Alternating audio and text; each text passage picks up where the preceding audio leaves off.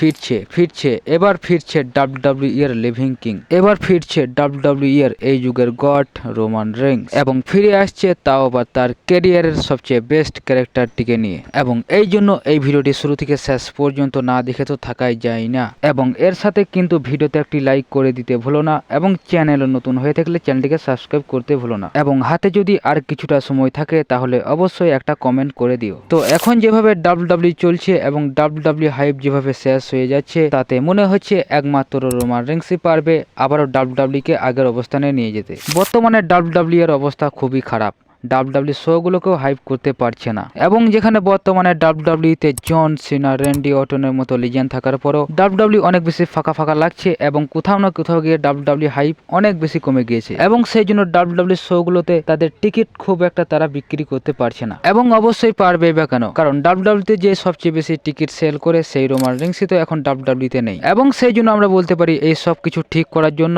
অবশ্যই রোমান রেইন্সকে আসা প্রয়োজন। সেই জন্য বর্তমানে ডাব্লিউডাব্লিউ এর অনেক প্রয়োজন রোমান রেইন্সকে। আবার অন্যদিকে ডাব্লিউডাব্লিউ এর বর্তমানের যে স্টোরি লাইনটা চলছিল সেথ রলিন্স এবং সেথ রলিন্সের টিম এবং Roman Reigns, CM Punk, Sami Zayn, Jey Uso এদের মধ্যে, তো রোমান রেইন্স যখন থেকে চলে গেছে তখন থেকে এই স্টোরি লাইনটার হাইপও অনেক বেশি কমে গিয়েছে। এবং আমরা বলতে পারি রোমান রেইন্স যদি থাকতো এবং এই স্টোরি লাইনের মধ্যে যদি যুক্ত থাকতো, তাহলে সেক্ষেত্রে স্যাটারডে নাইট মেন ইভেন্টের হাইপ অনেক বেশি বেড়ে যেত। কিন্তু যাই হোক, এখনো অনেক বেশি সময় আছে। স্যাটারডে নাইট মেন ইভেন্টের পরে যদি রোমান রেইন্স আসে এবং যদি এই স্টোরি লাইনে যুক্ত হয়, তাহলে সে সময় এই স্টোরি লাইনটাও তার মেন স্পট ফিরে পাবে। সো ব্যাপারটা এমন না যে রোমান রেইন্স অনেক বছর ধরে এখনো ডাব্লিউডাব্লিউতে থাকবে, তার কাছে আর বেশি সময় নেই।